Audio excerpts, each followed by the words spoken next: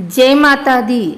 आइए सुनते हैं आज शुक्रवार के दिन माँ संतोषी की यह कहानी।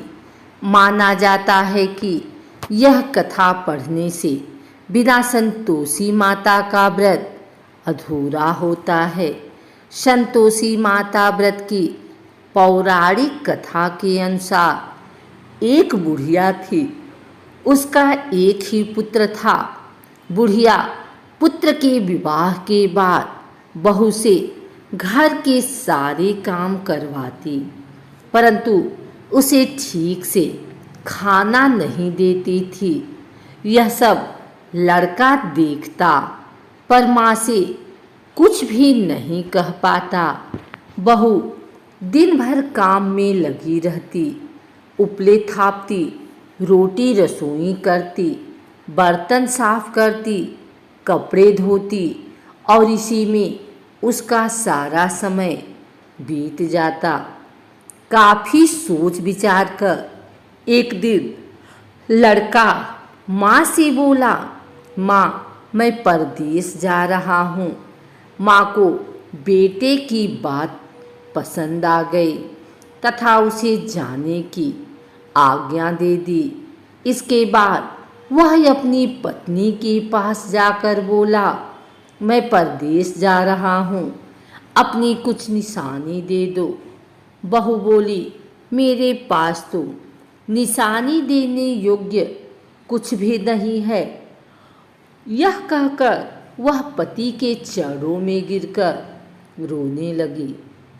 इससे पति के जूतों पर गोबर से सने हाथों से छाप बन गई। पुत्र के जाने के बाद सास के अत्याचार बढ़ते गए। एक दिन बहुत दुखी हो मंदिर चली गई। वहाँ उसने देखा कि बहुत सी स्त्रियां पूजा कर रही थी। उसने स्त्रियों से व्रत के बारे में जानकारी ली तो वे बोली कि हम संतोषी माता का व्रत कर रहे हैं, इससे सभी प्रकार के कष्टों का नाश होता है। स्त्रियों ने बताया, शुक्रवार को नहा धोकर एक लोटे में शुद्ध जल ले, गुड़ चने का प्रसाद लेना तथा सच्चे मन से माँ का पूजन करना चाहिए। खटाई भूल कर भी मत खाना और न ही किसी को देना। एक वक्त भोजन करना। व्रत विधान सुनकर अब वह प्रति शुक्रवार को संयम से व्रत करने लगी। माता की कृपा से कुछ दिनों के बाद पति का पत्र आया। कुछ दिनों बाद पैसा भी आ गया। उसने प्रसन्न मन से फिर व्रत किया तथा मंदिर में जा अन्य स्त्रियों से बोली, संतोषी माँ की कृपा से हमें पति का पत्र तथा रुपया आया है। अन्य सभी स्त्रियां भी श्रद्धा से व्रत करने लगी। बहू ने कहा, हे माँ, जब मेरा पति घर आएगा तो मैं तुम्हारे व्रत का उद्यापन करूँगी। अब एक रात संतोषी माँ ने उसके पति को स्वप्न दिया और कहा कि तुम अपने घर क्यों नहीं जाते। तो वह कहने लगा, सेठ का सारा सामान अभी बिका नहीं, रुपया भी अभी नहीं आया है। उसने सेठ को स्वप्न की सारी बात कही तथा घर जाने की इजाज़त मांगी, पर सेठ ने इनकार कर दिया। माँ की कृपा से कई व्यापारी आए, सोना चांदी तथा अन्य सामान खरीदकर ले गए। कर्जदार भी रुपया लौटा गए। अब तो साहूकार ने उसे घर जाने की इजाज़त दे दी। घर आकर पुत्र ने अपनी माँ व पत्नी को बहुत सारे रुपए दिए।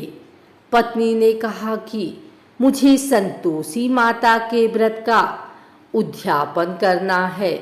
उसने सभी को न्योता दिया। उद्यापन की सारी तैयारी की।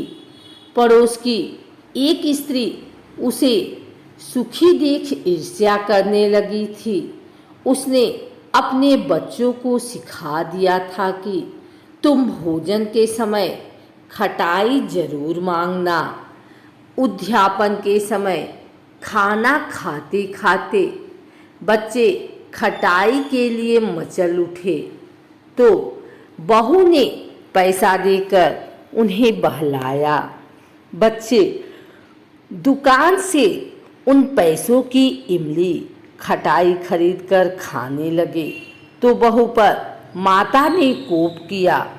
राजा के दूत उसके पति को पकड़ ले जाए तो किसी ने बताया कि उद्यापन में बच्चों ने पैसों की इमली खटाई खाई है तो बहू ने पुनः व्रत के उद्यापन का संकल्प किया। संकल्प के बाद वह मंदिर से निकली तो राह में पति आता दिखाई दिया। पति बोला, इतना धन जो कमाया है उसका राजा ने कर मांगा था। अगले शुक्रवार को उसने फिर विधिवत व्रत का उद्यापन किया। इससे संतोषी माँ प्रसन्न हुई। 9 माह बाद 4 सा सुंदर पुत्र हुआ। अब सास बहू तथा बेटा माँ की कृपा से आनंद से रहने लगे। शुक्रवार पूजन विधि। शुक्रवार का व्रत 3 तरह से किया जाता है। इस दिन भगवान शुक्र के साथ संतोषी माता तथा वैभव लक्ष्मी देवी का भी पूजन किया जाता है। तीनों व्रतों की विधियां अलग अलग है। जो स्त्री पुरुष शुक्रवार को संतोषी माता का व्रत करते हैं उनके लिए व्रत विधि इस प्रकार है। सूर्योदय से पूर्व उठें, घर की साफ सफाई कर स्नान आदि से निवृत्त हो जाएं। घर के ही किसी पवित्र स्थान पर संतोषी माता की मूर्ति या चित्र स्थापित करें। संपूर्ण पूजन सामग्री तथा किसी बड़े पात्र में शुद्ध जल भरकर रखें। जल भरे पात्र पर गुड़ और चने से भरकर दूसरा पात्र रखें। इसके पश्चात संतोषी माता की कथा सुने। तत्पश्चात आरती कर सभी को गुड़ चने का प्रसाद बांटें। अंत में बड़े पात्र में भरे जल को घर में जगह जगह छिड़क दें तथा शेष जल को तुलसी के पौधे में डाल दें। उद्यापन इस प्रकार करें। इसी प्रकार 16 शुक्रवार का नियमित उपवास रखें। अंतिम शुक्रवार को व्रत का विसर्जन करें। विसर्जन के दिन उपरोक्त विधि से संतोषी माता की पूजा कर 8 बालकों को खीर पूरी का भोजन कराएं तथा दक्षिणा व केले का प्रसाद देकर उन्हें विदा करें। अंत में स्वयं भोजन ग्रहण करें।